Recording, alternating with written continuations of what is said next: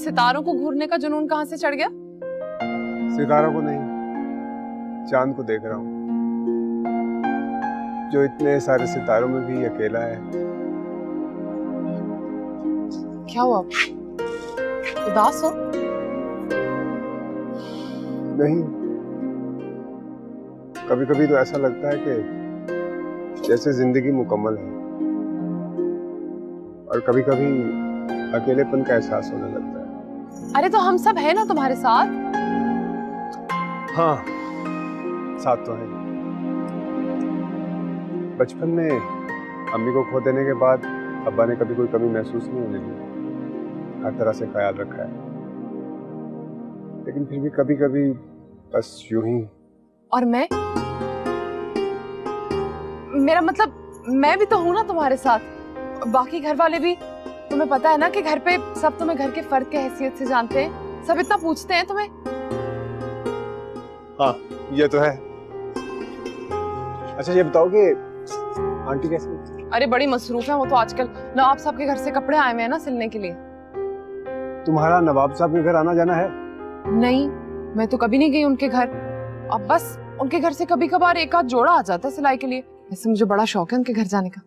वैसे नवाब साहब का घर बाहर से तो खस्ता हाल लगता है। मैंने सुना है वहाँ पे नवाबजादियां रहती हैं। मुझे बड़ा शौक है नवाबजादी देखने का, मैं जरूर जाऊंगी। क्यों, नवाबजादियों के पर लगे होते? मुझे क्या पता, अब ये तो मैं जाके देखूंगी तो पता चलेगा ना। इससे नाम तो बड़ा खूबसूरत है, दुरे अदन।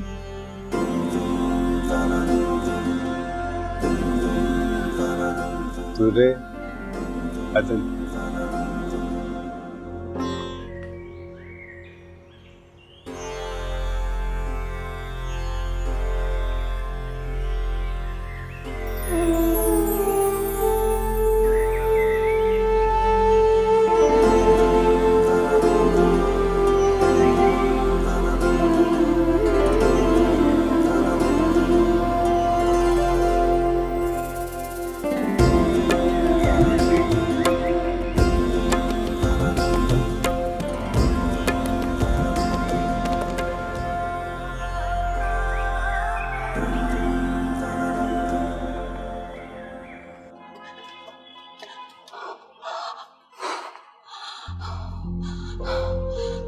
तोबा तोबा, कैसे आंखें फाड़ कर देख रहा था।